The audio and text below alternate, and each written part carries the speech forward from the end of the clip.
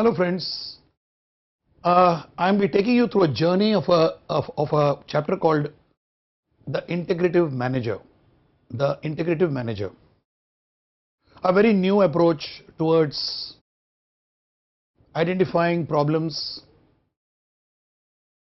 solving them, and also taking decisions.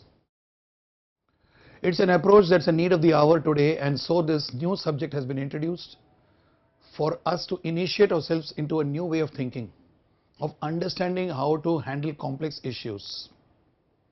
So let me take you through the run of the very first chapter, which is titled as Choices, Conflict and Creative Sparks. Choices, Conflict and Creative Sparks. As the title indicates, whenever we have choices in front of us, whenever we have choices, options in front of us, it creates a conflict in the mind, whether to take decision A or decision B, decision C, and invariably what happens is through the process of elimination, we take a decision either A or B or C. At times we even land up taking decisions which could be a combination of A and B and also C. Now we are aware of this or we are not aware of this many times. Now in most cases we are encouraged to take decisions in such a way that either we choose A or B or C, but not two or all the three of them. This is the way decision making has been encouraged. Underline the word encourage. It is thought and expected that when you take a decision by eliminating, that is a proper decision. And there's a history behind it, why it has been so. So we are going to be talking about the choices, and these choices create a conflict within us, and this conflict can be seen as something unwanted, or we can see them as what are called as creative sparks. The fact that there are more choices gives me a scope for being more creative, for doing something different, which is very important in today's world of complex working, global working, right? So let's take on the learning objectives of this chapter, which is the following things. One is what is integrative thinking. We'll be running through what is integrative thinking step by step, understanding certain aspects of integrative thinking, the background, thoughts and the actions of how Lee Chin rescued Canadian Mutual Fund AIC. It starts off with a case study, a live and actual case study of something that happened in Canada.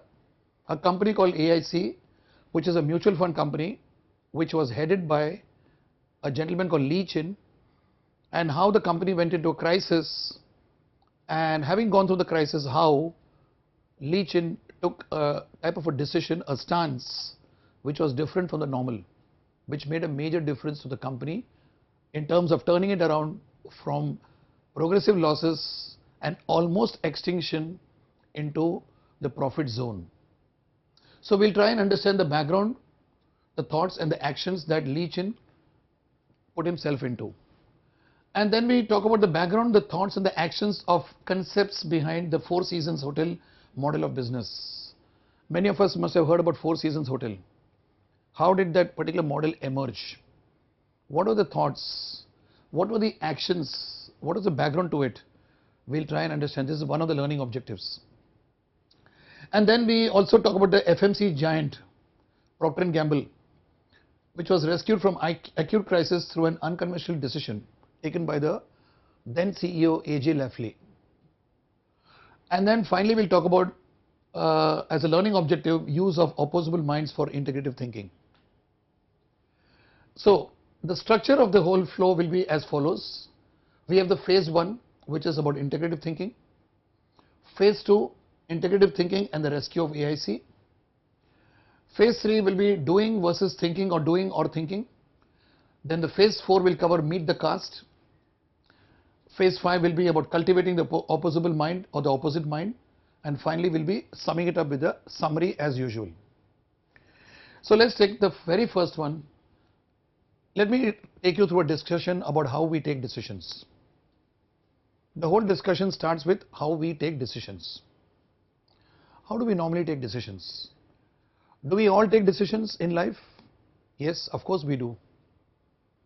Giving a lecture is a decision which I have taken. I've been called to take the lecture, so I've come here, I'm taking a lecture, I'm taking a decision. Now when I take a decision, I begin with a goal which I want to achieve. As we know, as students of management, our scientific focus, structured thinking tells us that we ensure that the goal is SMART, specific, measurable, achievable, realistic and time bound, a SMART goal. So if I have to take a lecture on integrative manager, I have to set a goal, I have to make it very specific, measurable, attainable, realistic and time bound. I have to structure the whole presentation to you, right? Then what do? I take stock of the resources available, men, machine, materials, money and methods. The 4 M's and the 5th M, methods. So I have to map my resources and keep them ready. Then what am I supposed to do? I have to chalk out how I will go about achieving the goal. What will I do first? I'll read the book. I'll read the case studies. I may talk to a few knowledgeable people. I'll draw from my own experiences as a trainer. And all these things are going to be the guidance for me to deliver the lecture to you. And then what I do is I plan my course of action. How am I going to deliver the lecture? Do I first talk about theory? Do I talk about case studies? Do I mix all of them? So this is a course of action which I need to plan for myself. And while planning, I create a number of alternate plans, courses of action to be taken. What if this type of a plan doesn't work due to some contingencies? I need to have an alternate plan. I need to have a contingency plan also. There's nothing but I'm talking about the planning chapter from the subject principles of management, which all of us have gone through, right? And then finally what I do is when I execute the plans, I decide on only one plan, the best plan, and eliminate the others, right? I must have laid out 3 or 4 plans, 3 or 4 different approaches of putting the lecture in front of you. And then finally when I come here, chances are in most cases, 9 out of 10 cases, that out of the 4 or 5, one particular plan is put into action. Is it not true? Do I put 2 or 3 plans into action together? Normally, no. Normally, no. But when you develop a certain type of a thinking process, when you develop a certain type of an action orientation, then you find yourself integrating several choices together. That's very interesting. Conventionally, we have been taught eliminate and take decisions. Here we are talking about something different. Are we contesting what has already been taught to us? No. We are going beyond that using the sanctity of what we have already knowing as decision making. So let's proceed further and try to understand what is in store for us. This approach is called as an either or approach. Either or approach. Either this or that. It's also called as a exclusive approach. I exclude, I eliminate between A and B. I take A, I may reject B. I may take B, I may reject A. Either or approach of taking decisions. The either or approach of taking decisions makes decision making easier through the process of elimination. Why do I say easier? Look at the way your brain operates. Your brain is willing to take a decision which is making it comfortable with the present circumstances. Any ordinary human being, whenever he or she takes a decision, if you notice what's going on in your mind, there are 2 or 3 options in front of you, choices. So you tend to take a decision which is making you comfortable, which is making you understand what's going on. This is the way every normal human being operates when it comes to decision making. You will take those decisions which are pleasurable, which give you comfort, which gives you a justification, and you stand by it. The other things you will not understand and ignore perhaps. So let us say that you are a person who loves to go by train to a certain location. You are a person who loves to go by train. And to go to that location, there are various courses of action, courses of travel. There's a train, a rail approach. You can go by railroad, that is by trains. You can go by car, by the road. Or you can actually take a combination of road as well as rail. 3 different choices are there in front of you. The chances are that you would take every opportunity to take a decision only to go by train. It's because that makes sense to you. If I relate this with behavior of human beings, every behavior is emerging from a certain type of a value you have for the behavior because it's useful for you. Since you find train travel valuable for you in terms of maybe time, maybe in terms of economy of the fare, etc., you will justify that train travel is the best. So all decisions you'll be taking may be tending towards train travel rather than traveling by road. To the extent to which even if you travel by train and things go late or something, you'll still have a certain amount of justification for whatever you're doing. Most of us do this when it comes to decision making. What I'm conveying to all of us is that when we have choices, we take a decision which is in line with our own comfort zone, which makes us feel happy. Observe this, watch this about yourself. Drawing money from the ATM, buying a brand new mobile phone, okay, and then maybe going for a picnic, choosing a certain specialization in a course. You take the various decisions you take, eating food, choosing your food, your cuisine, when you go to the restaurant. Don't you more or less agree that you choose that which is making you comfortable? This is the way human beings operate. So most of the decision making, when we are taking either or approach, we take the one which satisfies certain conditions and also makes us feel comfortable. How many of us take decisions which are just opposite of what makes us comfortable? How many of us take decisions which are just the opposite of what makes us comfortable? Think about it. Very few. Unless you raise your thinking to a different level. Unless you raise your thinking to a different level. So, coming back to this, the either or approach of decision making turns decision making easier through the process of elimination. At the same time, the approach misses out on the positives of the eliminated options. Most of us know about it. Imagine a new mobile has been launched and then you have done your research and you are almost convinced that this is the mobile for me and you buy it. Immediately after buying, somebody comes and tells you that there is a mobile that is better than this. A friend of yours, he convinces you. Heart of heart, you are convinced. And then suddenly you feel that, oh my God, have I made a right decision? But what happens within you? There is a certain amount of turmoil. You might feel a little bad for some time, but what do all human beings do? They justify and bring themselves back to their comfort zone. You say, no, my mobile is good. That mobile has got this problem. The brand is not okay. The after sale service is not okay. You might go along and say this. So when we take a decision, we know that there are positives about the eliminated choice. We actually miss out on that. But then you may turn around and tell me, but that's how decision making is all about. It's about take one and leave the other. And when you leave the other, I know very well that in the other I'm missing the positives. People accept this and they say, what can I do?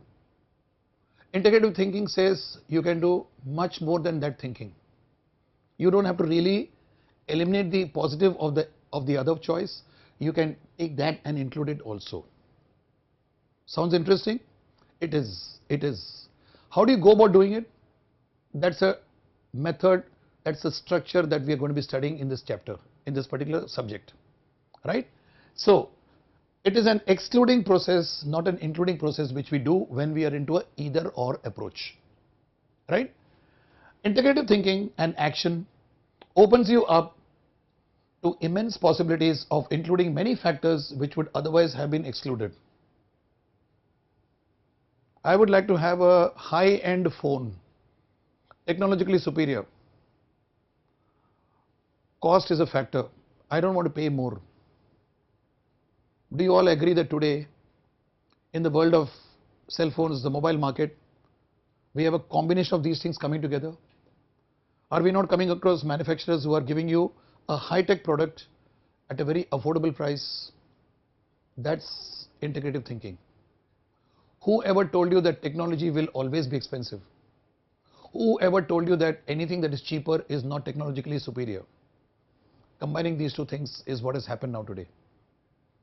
If you take in the 21st century, whatever we guys are going through now, practically every aspect of our living has got integrative thinking.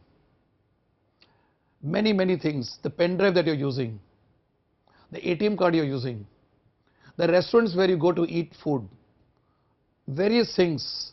In a place like Mumbai, for example, the monorail that has come, all these are an outcome of an integrative thinking. Wherein what I do is I take the convenience of A, I take the convenience of B, combine them together, and then I bring about a convenience which is fulfilling both the conditions. Right? Now this approach is so easy that many of us tend to miss out on it.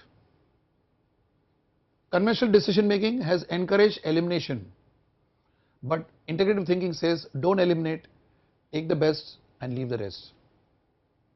That's what this is all about, right? So taking it further, friends, integrative thinking is a field which was originated by Graham Douglas in 1986. The terminology was coined by him, and it involves what? It involves a particular approach called SOARA, SOARA. In SOARA, what are we doing? Satisfying, optimum, achievable results ahead. I'll explain this as we go down the line. It's about saying that in the very first time when you're doing a brainstorming, when you're planning, you don't eliminate, you include. You look at the various possibilities of A, B, C, D, E, map them properly and take the best of all, integrate them together and then take an optimum decision, right?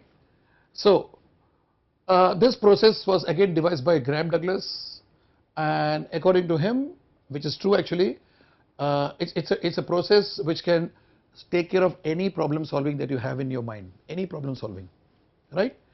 The SWARA process employs a set of triggers of internal and external knowledge. That's very interesting and important thing to know. As you go down this particular chapters, you need to realize one thing, that integrative thinking is not about a push button approach, you press the button and you get things done. It's not about you being aloof from the decision making. It's a combination of your personal knowledge about many things, about the way your brain operates, about the way your thinking process is, the awareness about what you think and how you think and what actions you take, personal knowledge system, which is the internal, and the external knowledge about what is outside in store for me and what can I do about the world outside. So the first step which I want all of us to understand is it's a transformative thinking and action for the self, and also about understanding the outside in a much more different way. If I can put it in terms of strength, weaknesses, opportunities and threats, strength, weaknesses, opportunities and threats, SWOT. It's about re-identifying my strengths and weaknesses, looking a little more closer into myself and exploiting the opportunities and threats outside in a much more expansive way. So this is a system in which one has to be aware about what is it that one can do creatively. An integrative approach starts from me and my thinking, me able to be aware that there are choices and alternatives. If, for example, I am now standing in front of the camera and I am having my slides to my left, let's assume for the time being that due to some reason it's not possible for me to stand on the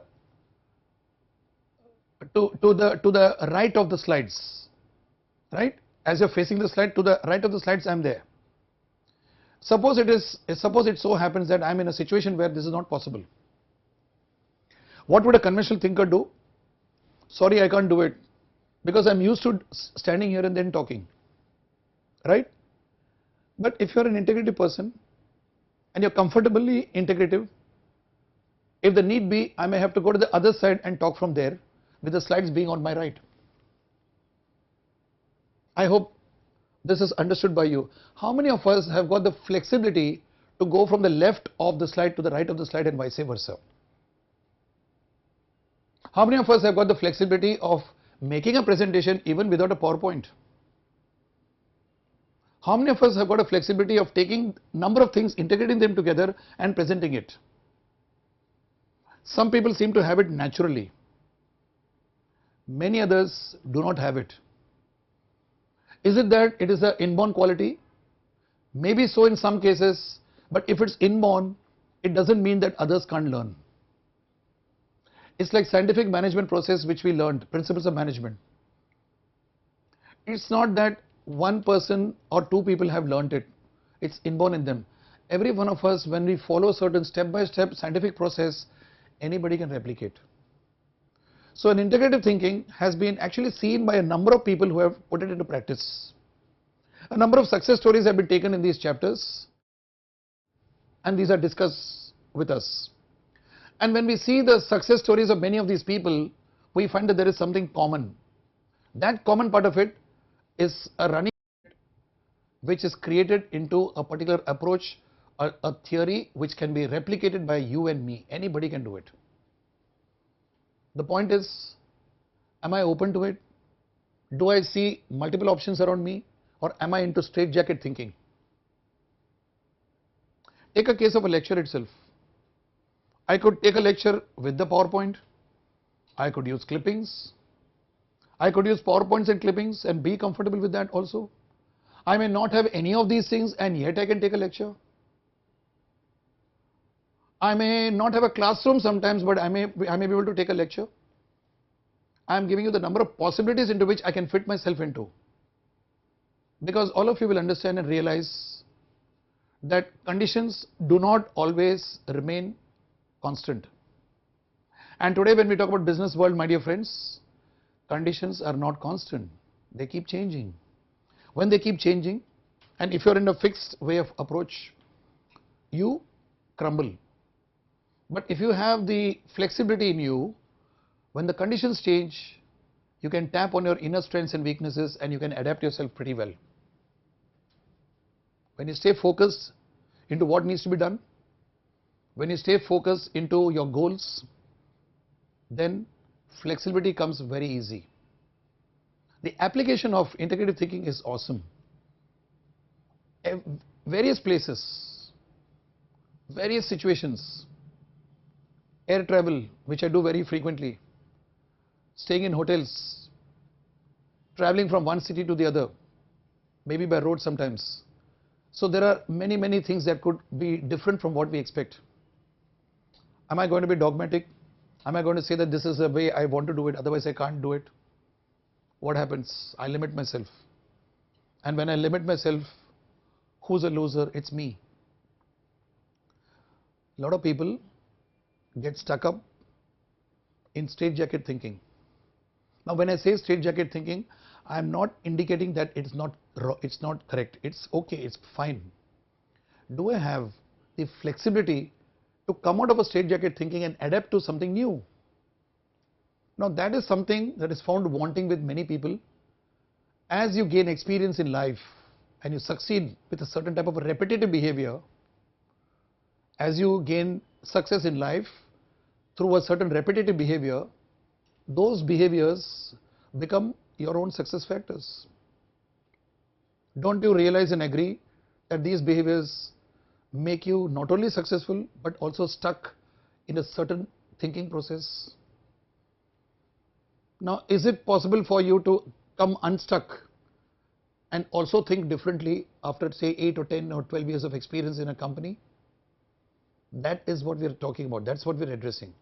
Are you open to the fact that something new can be done other than what you know? That's what we are addressing. Are you too much rigid about my way or the highway? These are certain questions one needs to ask oneself when addressing this particular subject. It's a very open way of looking at the subject. If you look at this from a very straitjacket point of view, you'll find that it's pretty challenging. But on the other hand, if you say that, wow, let me see what I can explore. What are the things that are possible for me to do which I have never done? How have I handled my finances, for example? Am I only into savings, low risk? Do I want to make more money? Do I need more money? Am I willing to go for a risk type of an investment? Risk type of an investment is too very dangerous. So can I combine these two things? Some of us are doing it. Now, what are the various possibilities from where I can operate? This particular approach is based on what is called as possibility thinking. What's possible? What can we do differently? By doing something differently, am I going to get some different results? Am I going to integrate things? Now, these are the provocations, these are the few questions, these are the few things which one needs to think and understand, right? So, it's a combination of internal and external knowledge put together, and this facilitates associations between what may have been regarded as unrelated parts of a problem. I'll take some examples now. We only relate to what we think is important for us, and by default, not by design, in most cases, we do not even look at things which are seemingly unrelated. I'm using the word seemingly. I'm a trainer, I'm also a B school faculty member, and then when I'm training and teaching, I may tend to ignore, let's assume, something to do with the finances. It's possible. So finance may not be of a great value to me, I may really not look into it. I may, for example, ignore something which seems to be unrelated to me, maybe housekeeping, maybe. Now when I do not look at these two directions, what happens? I am not able to envisage that there are certain things about these two areas which are affecting my own work. I repeat, there are certain things about these two areas which may be affecting my own work. We are not living in a world of isolation. You may be working in a department, finance department, HR, or quality control, or whatever. Now, we tend to become focused on what we do, and we don't understand the implications of other departments supporting us and we also supporting them. It's intellectually understood, but from an experiential point of view, from an adaptability point of view, very few of us are able to see this, and that aspect is a part of human quality.